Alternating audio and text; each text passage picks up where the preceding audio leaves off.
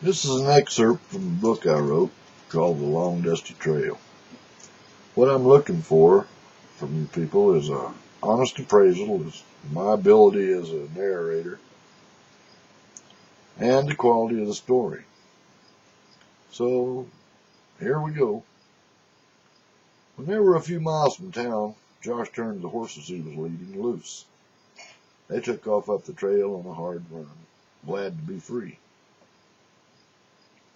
Won't they take off up to the mountains and join the wild horse herds? Jim asked. Nah, we feed them too well for that. They'll be at the ranch before we get there, he answered. Jim's horse was straining at the bit to race off with them. He had to touch him with the spurs to get his attention before Red settled down some.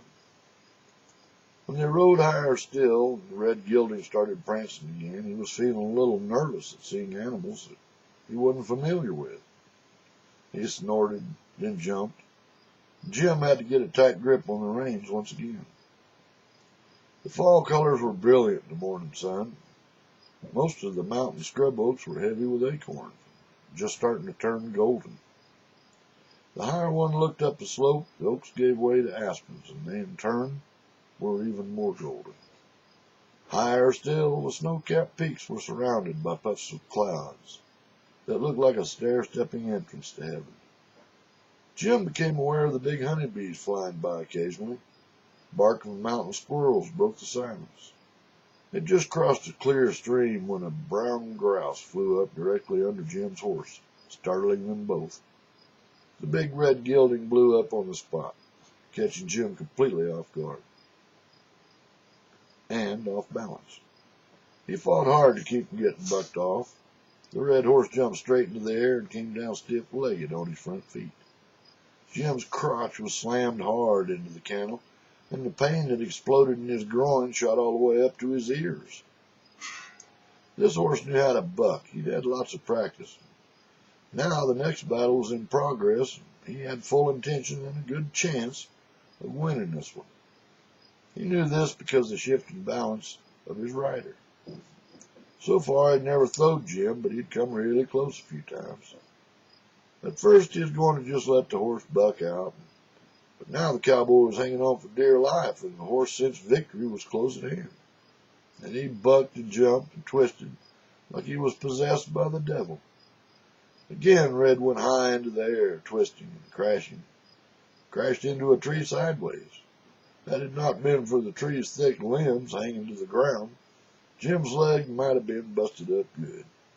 But as it was, the pain was unbearable, and he had deep scratches on his face from the tree's heavy limbs.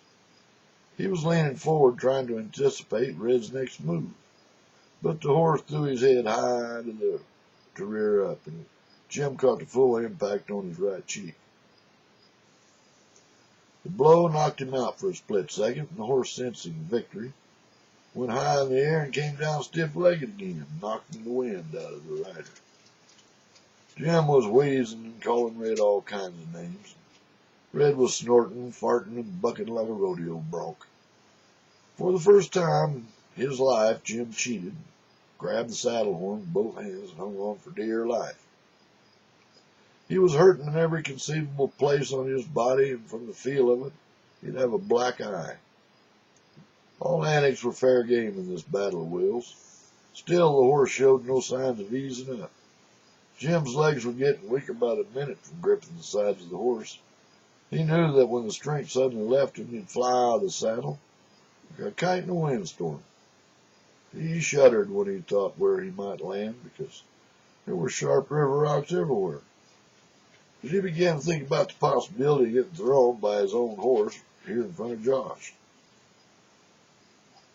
It infuriated him to the boiling point, and he started trying in earnest to get the horse's head up. When as suddenly as it had started, it was over. Red dropped his head and stood blowing hard, trying to catch his breath in temporary defeat. When Jim's head was finally starting to clear and his ears stopped ringing, he could hear Josh laughing and looking at him. He saw tears streaming down his face. Josh had already slid off his horse and had his knees pulled up to his chest with both arms. Jim couldn't tell if he was laughing or crying. After what seemed like an eternity to Jim, Josh finally said as he was wiping tears from his eyes, "Man, that horse can buck. What's his name, anyway? If you ever decide to sell him, you let me know. I'd give anything to own a horse of that much spirit." Jim just looked at him, still dazed. "He doesn't have a name. We bought him at a stock sale in Fort Worth. He was just another horse going through the auction, but I saw a look in his eyes that I liked so much I bought him on the spot. I didn't want to give him a name he didn't like, so I just called him Red. After today, I'm thinking it might be son of a bitch." Josh mounted, and they rode off up the trail. Jim kept on the lookout for anything that might set the horse off again. Red acted like nothing out of the ordinary had happened and went back to prancing like a green broke colt. But Jim was not fooled. Under that clump of red hair betwixt his ears was a brain already plotting the next battle in the never-ending war between rider and horse. All right, y'all tell me what you think.